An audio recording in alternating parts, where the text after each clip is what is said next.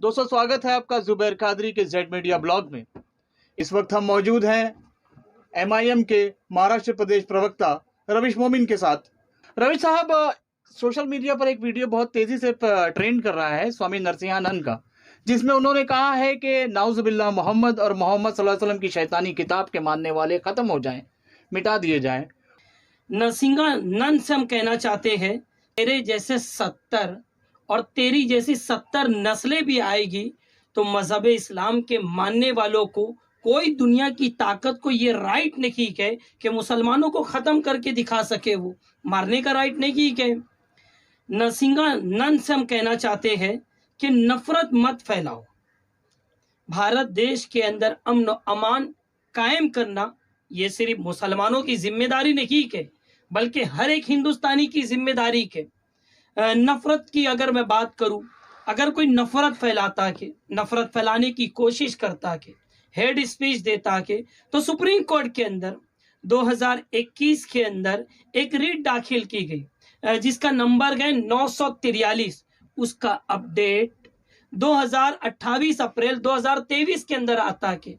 Supreme court ने कहा कि अगर कोई हेड स्पीच देता है, कोई नफरत फैलाता है, तो यूटीएस और हर स्टेट की पुलिस को सुप्रीम कोर्ट ने ऑर्डर दिया कि किसी इंसान का एफआईआर का इंतजार किए बगैर आपको नोटिस लेना है और उसके ऊपर नफरत फैलाने वाले के ऊपर एफआईआर करना है। बल्कि सुप्रीम कोर्ट ने सिर्फ एफआईआर की तो बात किया, उसके आगे सुप्रीम कोर्ट ने आईपीसी की धारा भी बता दी।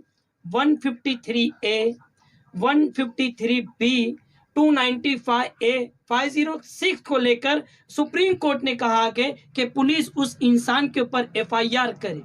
देखिए, हम सब बर्दाश्त कर सकते हैं, लेकिन कुरान मुकद्दस और पैगंबर मोहम्मद सल्लल्लाहु अलैहि वसल्लम की अगर कोई गुस्ताखी करेगा तो मुसलमान बर्दाश्त नहीं करेगा। सुनो दुनिया वालों, हम मोहम्मद सल्लल्लाहु अलैहि वसल्लम की शान में गुस्ताखी को इसलिए बर्दाश्त नहीं करते गए कि दुनिया की तारीख के अंदर कोई इतना नहीं रोया होगा जितना मोहम्मद सल्लल्लाहु अलैहि वसल्लम ने अपनी उम्मत के लिए रोया है। हम इसके बयान की निंदा करते हैं और मुझे अच्छी तरीके से याद है कि देश के होम मिनिस्टर अमित शाह जी ने लोकसभा के अंदर 3 बिल पेश किया। बिल पेश करते वक्त अमित शाह जी ने कहा कि अगर गुनाह कहीं पर भी हो तो आप हिमालय की चोटी पर भी एफआईआर करा सकते हैं और 15 दिन के अंदर पुलिस को रिपोर्ट देना होगा। हम भी हर स्टेट की पुलिस से रिक्वेस्ट करते हैं कि इस नरसिंहानंद जो भारत देश के अमन का दुश्मन है, जो भारत देश के अंदर अमन को खराब करता है, हिंदू मुसलमानों को लड़ाने की कोशिश करता है, इसके खिलाफ सो मोटो नोटिस लीजिए। ये रवीश मोमिन के अल्फाज नहीं, ये सुप्रीम कोर्ट के अल्फाज के। आप उसके ऊपर एफआईआर कीजिए।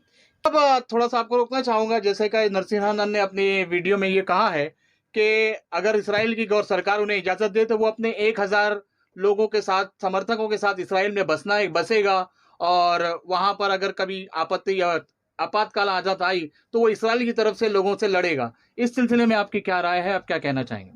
इतनी जल्दी यहूदियों से मोहब्बत क्यों पैदा हो गई भाई? क्या रिश्ता यहूदी और उसका? बताएं वो देश के लोगों को।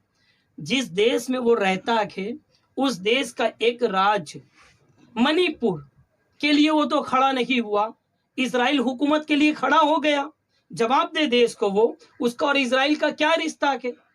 जिस देश के एक स्टेट के अंदर देश की बेटियों को, देश की बहनों को नंगा करके परेड कराया गया, उनके प्राइवेट पार्ट के ऊपर हाथ लगाया गया, नरसिंहानंद की जबान पे ताले लगे हुए थे।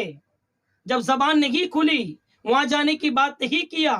ये देशभक्ति है उसकी। वहां जाने की बात करता है। अरे पहले देश के नौजवानों को जॉब दे, बेरोजगार जो है उसको जॉब देने की बात कर, गवर्नमेंट से लड़, उनको जॉब दिला, फिर इजराइल जाने की बात करना। थे रवीश मोमिन अपने बेबाक अंदाज के साथ। हम इनका शुक्रिया अदा करते हैं कि इन्होंने हमारे साथ अपने ख्यालात को साझा किया। इनकी बातें और इनकी जो लीगल मालूमातें थी, बेशक ये बहुत ही मुफीद रहेंगी। अपना ध्यान रखें, ख्याल रखें। जय हिंद, जय महाराष्ट्र।